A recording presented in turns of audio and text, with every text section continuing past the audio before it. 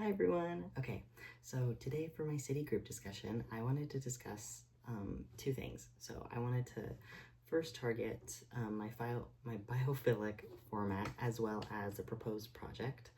And so for me, going into this question, something that I was really thinking about pretty heavily, I'd say, is the idea of integrating research and knowledge that we've seen in other cities. So from my research, by the way, here's my little note card. I shouldn't say little, but anyway, from my research, something that I was looking at specifically was the integration of moss walls. And so what this does is they take very vertical regions that are highly populated and notoriously have low, or I should say poor air quality, is they will apply this substance that grows and retains the moisture of moss.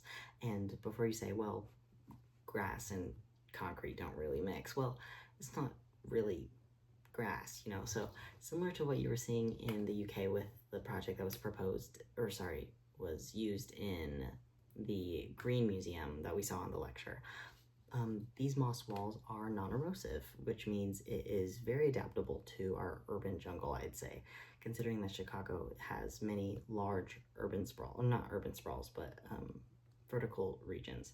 So what this would do is it provides cleaner air for everyone present, as well as helps retain hydration moisture in the region. So this would help dramatically reduce the heat island effect present within the city, which was one of the major topics I saw as a problem recognized by most of my group members.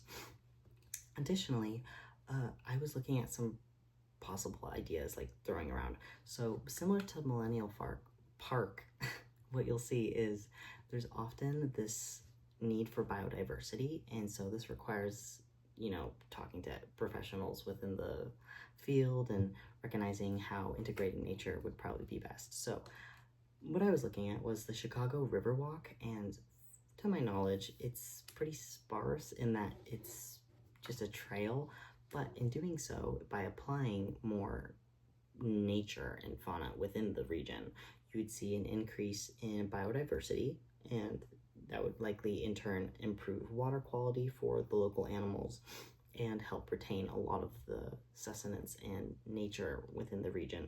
And then this would also increase intersectionality, because what I was seeing was with the release of Millennium Park, what we saw was this community being created. We see this reinvigoration of the citizens to want to be within that region. And from what I was talking to with my communications professor, was a major issue within cities is people often feel lonely. And so a way to combat that is creating spaces that invigorate people to be in those spaces. So in doing so, I believe that reinstalling and promoting the integration of green infrastructure within Chicago Riverwalks would likely help increase intersectionality within the city.